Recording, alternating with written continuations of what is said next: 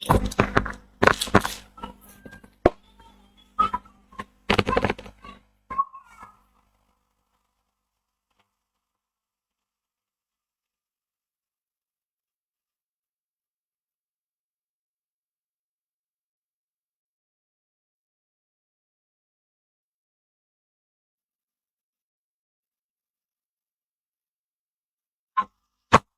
আলাইকুম। বাংলাদেশ ব্যাংক সহকারী পরিচালক পোস্টের আইসিটি থেকে আমরা সমাধান করছিলাম। গতকালকে আমরা 2023 সাল ভিত্তিক প্রশ্নের সমাধান করেছিলাম। আজকে আমরা 24 সাল ভিত্তিক আইসিটি প্রশ্নের সমাধানগুলো করার চেষ্টা করব। প্রথম প্রশ্নটা খেয়াল করেন, IPv4 অ্যাড্রেস ইজ। প্রথম হচ্ছে আপনাকে জানতে হবে হোয়াট ইজ IPv4। আইপি হচ্ছে আপনার ইন্টারনেট প্রোটোকল এবং V4 মাইন্স হলো ভার্সন 4। তাহলে IPv ভার্সন 4 এ আমার এই অ্যাড্রেসটা কত বিটের হয়ে থাকে, প্রশ্নটা হচ্ছে ঠিক এমন। আচ্ছা, এই 4 দিয়ে মূলত ডিফাইন করা যাবে আপনার এই অ্যাড্রেসের বিটটা কেমন হবে।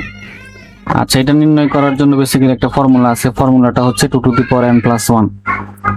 এখানে n এর মান যদি 4 হয়ে থাকে, n plus 1 হবে হচ্ছে 5 এবং 2 to the power 5 এর মান হবে হলো 32।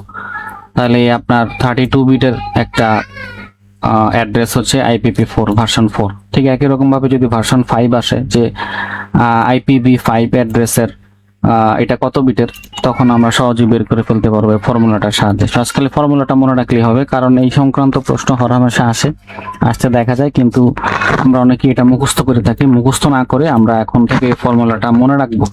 মানে মনে রাখবো বলতে কি, ফর্মুলাটা আমরা মুখস্থ করে ফেলবো। ফর্মুলাটা মুখস্থ করলে আপনি বলতে পারবেন যে ইন্টারনেট প্রোটোকলের ভার্সন গুলাতে IPv4 আসতে পারে, 6 আসতে পারে, সবচেয়ে বেশি এটাই আসে 4 এবং 6 বা 4 এবং 5।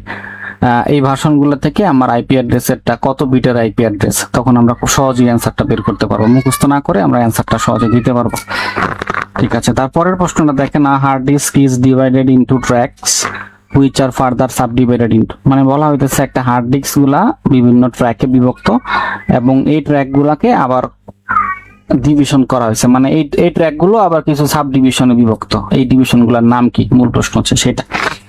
এখানে একটা হার্ড ডিস্কের ছবি দেখতে পাচ্ছেন আপনারা। হার্ড ডিস্ক বাম পাশে একটা হার্ড ডিস্কের ছবি দেখা যাচ্ছে। যে হার্ড ডিস্ক দেখতে, হার্ড ডিস্কের মধ্যে কি কি আছে, এখানে হার্ড ডিস্কে air filter, platter, spindle, actuator আছে, তারপর রিড এবং রাইট হেড আছে, তারপরে আরো অনেক কিছু আছে। মূলত যে গোল যে চাকতিটা আছে, এই চাকতিটা হলো হার্ড ডিস্কের ট্র্যাক। এবং এই হার্ড ডিস্কে একাধিক এরকম ট্র্যাক থাকতে পারে এবং হার্ড ডিস্কের ভিতরে এরকম কিছু সেগমেন্ট দেখতে পাচ্ছেন নিশ্চয়ই এখানে ছবিতে। এই সেগমেন্টের মধ্যে এই যে সেক্টরটা দেখা যাচ্ছে, এগুলো হচ্ছে সেক্টর। তার মানে আমার প্রশ্নের উত্তরটা হচ্ছে ট্র্যাকের ভিতরে যে সাব ডিভাইডেড পার্ট গুলো থাকে, এটার নাম হচ্ছে সেক্টর।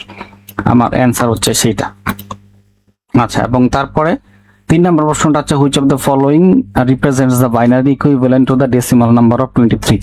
দ্যাট মিন্স 23 একটা ডেসিমাল সংখ্যা। এই ডেসিমাল সংখ্যার বাইনারি সংখ্যাটা কত, প্রশ্নটা হচ্ছে সেরকম। আচ্ছা, ডেসিমাল থেকে বাইনারি করার পদ্ধতিটা হচ্ছে ডেসিমাল সংখ্যাকে আমরা 2 দিয়ে ভাগ করতে থাকবো এবং শেষ পর্যন্ত কখন, যখন পর্যন্ত এটার ফলাফল 0 না আসে। এরকম যেমন ধরেন এখানে যদি আমরা একটা খসড়া দেখানোর চেষ্টা করি যে 23কে যদি আমরা 2 দিয়ে ভাগ করি, আমরা পাবো হচ্ছে 11 দুগুণে 22। তার মানে এটা পরিপূর্ণভাবে বিভাজ্য না। আচ্ছা, 11 দুগুণে 22 হলে এখানে কিন্তু একটা ডিভিশন, একটা রিমাইন্ডার থাকে, তাই না? যেমন 11 দুগুণে 22, 23 থেকে 22 চলে গেলে থাকে 1, এই যে রিমাইন্ডার হচ্ছে 1। একই রকম ভাবে 11 থেকে 11কে আবার 2 দিয়ে ভাগ করুন, 5 দুগুণে 10, রিমাইন্ডার থাকে হচ্ছে 1। 5কে আবার 2 দিয়ে ভাগ করেন, 2 দুগুণে 4, এখানে একটা রিমাইন্ডার থাকে 1। আবার 2কে 2 দিয়ে ভাগ করেন, এখানে কোনো রিমাইন্ডার থাকে না, দ্যাট মিন্স 0 রিমাইন্ডার। আবার 1কে 2 দিয়ে ভাগ করেন, 1কে 2 দিয়ে ভাগ করলে হচ্ছে 0.5। তার মানে 0.5 দ্যাট মিন্স হচ্ছে আমার এখানে যেহেতু এটা পূর্ণাঙ্গভাবে ডিভিশন করা যায় না, দ্যাট মিন্স এটা রেজাল্ট আসবে হচ্ছে 0 এবং রিমাইন্ডার আসবে হচ্ছে 1। তাইলে এইটাকে যদি আমরা নিচ থেকে উপরের দিকে নিয়ে যাই, যেমন সর্বনিম্ন সংখ্যাটা দেখতে পাচ্ছেন আপনারা, যে রিমাইন্ডার এখান থেকে মানে সর্বনিম্ন পার্ট থেকে মানে নিচের অংশ থেকে উপরের দিকে যদি আমরা এরকম করে সংখ্যাগুলোকে সাজাই, তাহলে আমার নাম্বারটা আসবে হচ্ছে 10111। 10111 ইজ দা এই 23 সংখ্যাটার বাইনারি কোড। ঠিক আছে, আমরা বুঝতে পেরেছি নিশ্চয়ই। আচ্ছা, তারপরের প্রশ্নটা হচ্ছে the last address of IP address represents. IP অ্যাড্রেসের লাস্ট অ্যাড্রেসটা কি মিন করে? আচ্ছা, আইপি অ্যাড্রেসের কিছু এরকম ক্লাস আছে, 4টা 5টা এরকম কিছু ক্লাস আছে। মূলত একটা আপনি যে আইপি অ্যাড্রেসের মধ্যে আছেন, ধরেন আপনার মোবাইলের বা আপনার ল্যাপটপের বা আপনার কম্পিউটারের একটা নির্দিষ্ট আইপি অ্যাড্রেস আছে এবং আপনার এই নির্দিষ্ট আইপি অ্যাড্রেসটা কিন্তু আপনার যে ইন্টারনেট সাবস্ক্রাইবার যে আছে, মানে আপনার যে আপনি যার কাছ থেকে ইন্টারনেটের প্যাকেজ নিয়েছেন, সেটা মোবাইল অপারেটর হতে পারে, সেটা আপনার এখানে আপনার এলাকা ভিত্তিক কিছু অপারেটর আছে, ওরা হতে পারে। ব্রডকাস্টিং কিছু অ্যাড্রেস ওরা দিয়ে থাকে, নির্দিষ্ট আইপি ওদেরকে অ্যাসাইন করা হয়, এবং এই আইপির মধ্যে কিছু আরো ব্রডকাস্টিং অ্যাড্রেস দেওয়া হয় আর কি। মূল একটা আইপি থাকে, যেমন ধরেন এই যে একটা মূল আইপি অ্যাড্রেস দেখতে পাচ্ছেন, এটা একটা মেইন আইপি। আচ্ছা, এবং এই মেইন আইপি থেকে আমার শুরু হয়ে যায় যে আমি এখানে কয়টা আইপি অ্যাড্রেস ব্যবহার করতে পারবো।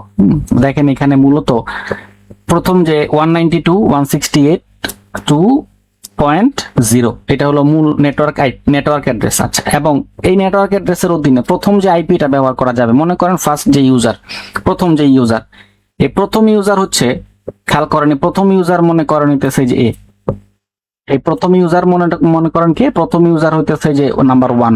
এই 192.168.2 এ পর্যন্ত সব ঠিক থাকবে, এবং লাস্টে যে নাম্বারটা হবে এই নাম্বারটা দিয়ে ইউজার সংখ্যা অনুযায়ী ডিফাইন করে আইপি অ্যাড্রেস দেওয়া হবে।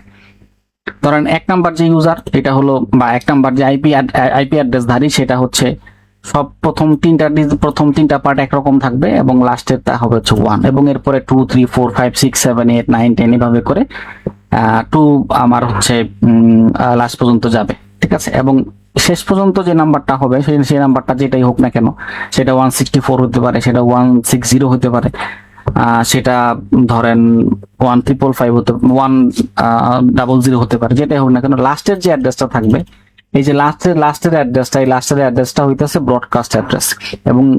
এবং এটা মূলত হচ্ছে ইউজার টু ইউজার ভ্যারি করে। এটা ধরেন আমার যে ইউজার আইপি, সেটা ধরেন 192.168.2.254, আপনার ইউজার আইপি হতে পারে এরকম 192.168.2.160। প্রথম তিনটা যে সংখ্যা, প্রথম তিনটা যে পার্ট, সেই তিনটা পার্ট একরকম থাকবে, লাস্টের পার্টটা ইউজার টু ইউজার ভেরি করবে।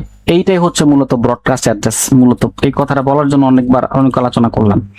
আচ্ছা, গেল। তারপরেরটা হচ্ছে the machine readable form of a program is called as, মানে প্রোগ্রামের যেই পার্টটা মেশিন রিডেবল। আচ্ছা, প্রোগ্রাম বলতে এখানে প্রোগ্রামিং ল্যাঙ্গুয়েজের কথা বলা হয়েছে। প্রোগ্রামিং ল্যাঙ্গুয়েজ আমরা জানি যে কম্পিউটার প্রোগ্রামিং ল্যাঙ্গুয়েজ অনুযায়ী চলে, তার নিজস্ব একটা ভাষা আছে। হ্যাঁ, এটা ছাড়া সে চিনতে পারে না বা বুঝতে পারে না। এখন কম্পিউটারের প্রোগ্রামিং ল্যাঙ্গুয়েজ এর সাথে আমি কিভাবে মানে ইউজারকে সেগ্রিগেট করব না, ইউজারকে কিভাবে কানেক্ট করব। কারণ ইউজার যখন কথা বলে হচ্ছে যেমন আমি কথা বলতেছি, আমি একটা বাংলা ভাষায় কথা বলতেছি বা কিছু ইংরেজি টার্মে নিয়ে আসছি। কম্পিউটারকে যখন এটা বোঝানো হচ্ছে, কম্পিউটার কিন্তু আমার ভাষাটা বোঝে না, তার নিজস্ব একটা মেশিন ল্যাঙ্গুয়েজ আছে। এখানে এটাই বলা হইতেছে যে মেশিন রিডেবলের একটা ফর্ম আছে প্রোগ্রামিং ল্যাঙ্গুয়েজে, এটাকে কি বলা হয়?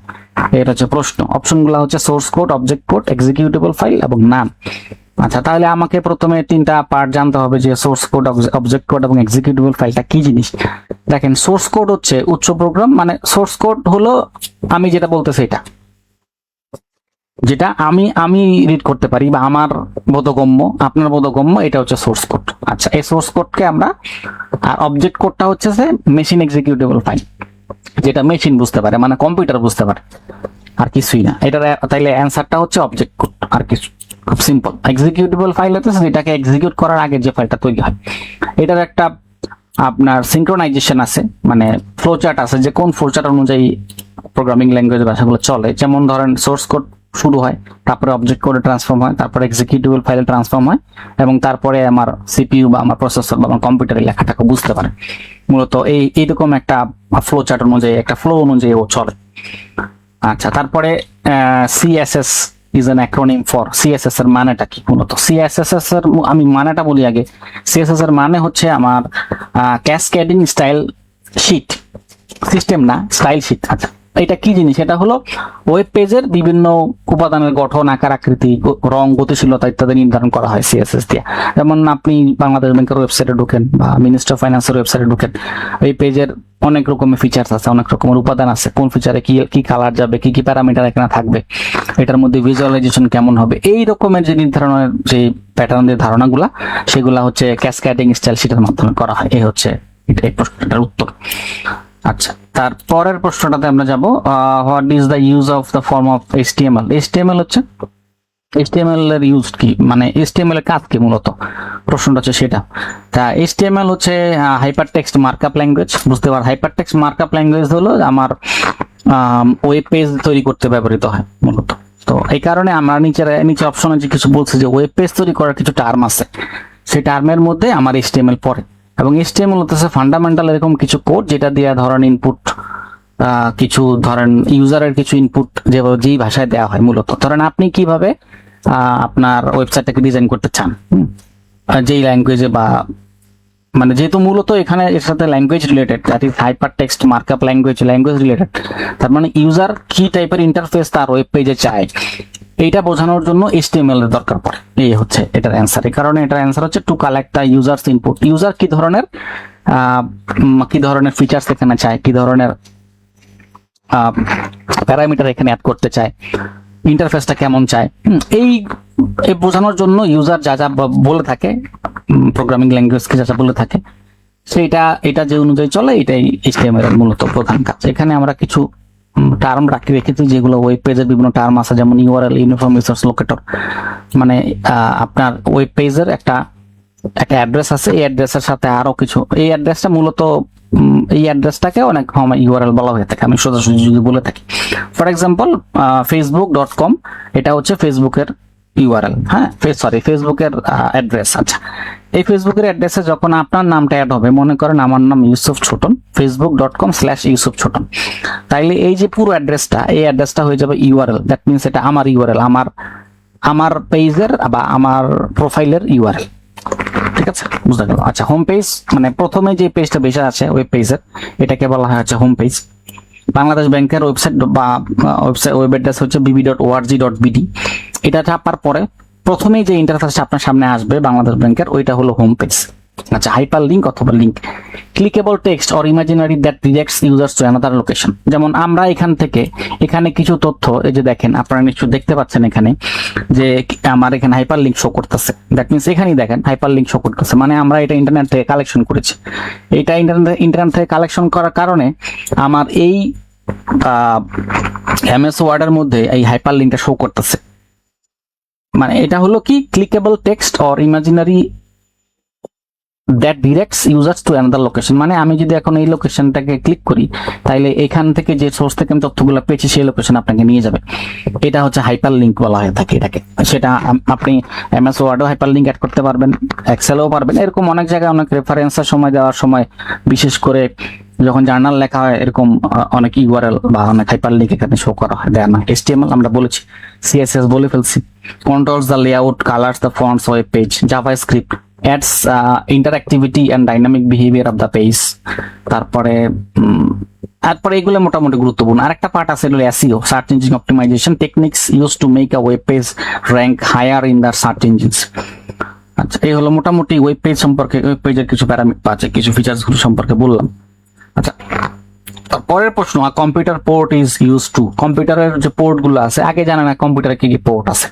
এখানে দেখতে পাচ্ছেন কম্পিউটারের পিছনে সাধারণত একটা, কম্পিউটার বলতে এখানে কম্পিউটারের যে বাক্সটা, ল্যাপটপের কথা বলতে, ল্যাপটপেও বলে থাকেন, ল্যাপটপের সাইডে এরকম কিছু কানেক্টেড পেরিফেরাল কানেক্টেড ডিভাইস, কিছু মানে কানেক্টর থাকে, যেটা দিয়ে আমরা USB কানেক্ট দিয়ে থাকি, যেটা দিয়ে আমরা HDMI কেবল কানেক্ট দিয়ে থাকি, অথবা আমরা আমাদের মাইক্রোফোনের কেবল কানেক্ট দিয়ে থাকি, অথবা সেটা প্রজেক্টরের কানেক্ট দিয়ে থাকি, প্রিন্টারের কানেকশন দিয়ে থাকি, মাউসের কানেকশন দিয়ে থাকি। এই কাজ এগুলার কি বলে মূলত, প্রশ্ন হচ্ছে সেটা যে computer port is use to, কম্পিউটারের যে পোর্টগুলো কি কাজে ব্যবহৃত হয়।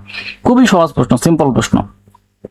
কম্পিউটারের পোর্টগুলো হইতেছে আদার পেরিফেরাল ডিভাইসগুলোকে কানেক্ট করার জন্য ব্যবহার করা হয়। দ্যাট ইজ, আমরা ছবিতে দেখতে পাচ্ছি এখানে HDMI কেবল আছে, তারপরে এখানে USB 2.0 কেবল আছে, সিরিয়াল পোর্ট আছে কিছু, যেমন আগে এই ধরনের সিরিয়াল পোর্ট আমরা দেখতাম, সেটা মাউস এবং কিবোর্ড কানেকশন ঐক্যের জন্য ব্যবহৃত হতো। এখন সবগুলা আমার হচ্ছে USB পোর্টে চলে আসছে।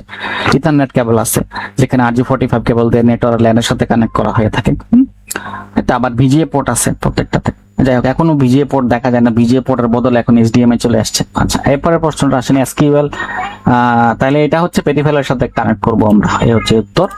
তারপরে প্রশ্ন হচ্ছে SQL স্ট্যান্ডস ফর। SQL এর মানেটা কি? SQL আগে আছে, বুঝেন SQL টা কি। SQL হচ্ছে স্ট্রাকচার্ড মানে বলাই হইতে যে এসকিউএল স্ট্যান্ডস ফর, মানে হচ্ছে এই যে এস দিয়ে কি বোঝানো হয়, কিউ দিয়ে কি বোঝানো হয় এবং এল দিয়ে কি বোঝানো হয়। এবং মাথায় রাখবেন বেশিরভাগ ক্ষেত্রে কম্পিউটারের ক্ষেত্রে বা আইসিটির ক্ষেত্রে L for language maximum time.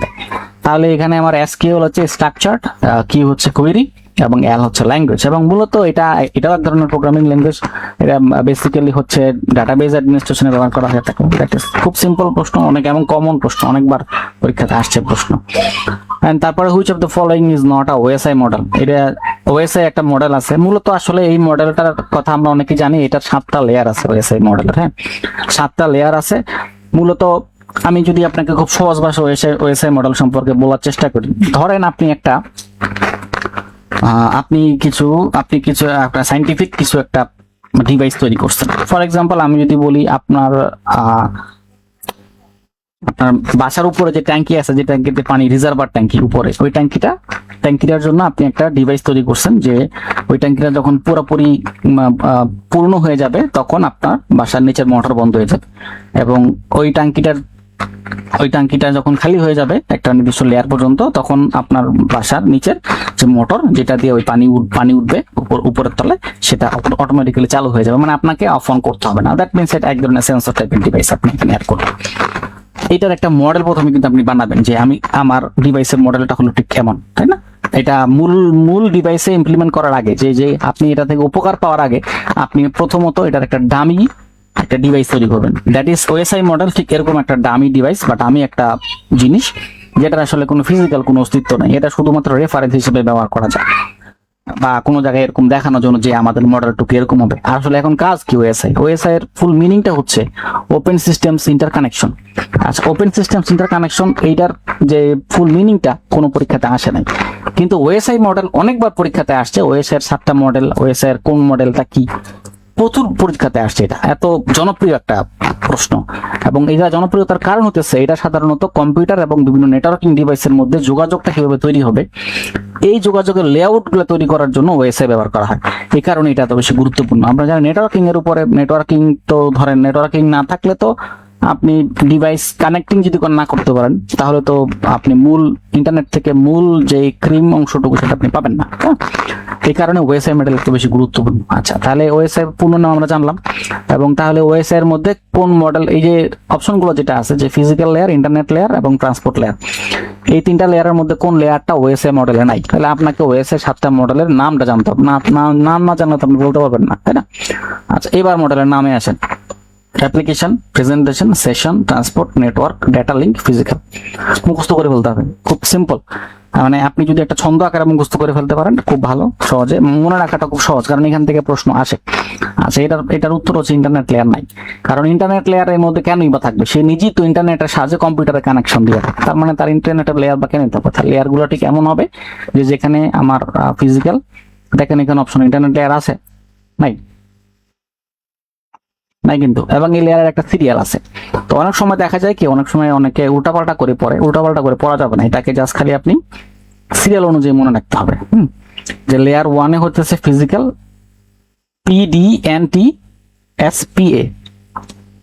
PDNT-SPA, আপনি মনে রাখেন জাস্ট খালি P for physical, D for data link, N for network, T for transport, S for session, P for presentation, A for application. Serially মনে রাখেন, সিরিয়ালি মনে রাখতে হবে এটা, কারণ এই লেয়ারটা এই সিরিয়ালের উপর বেস করে তৈরি। ঠিক আছে, আজকে পর্যন্ত থাকবে, আবার আগামীকালকে আমরা আরেকটা প্রশ্ন সমাধানে যাব। আসসালামু আলাইকুম।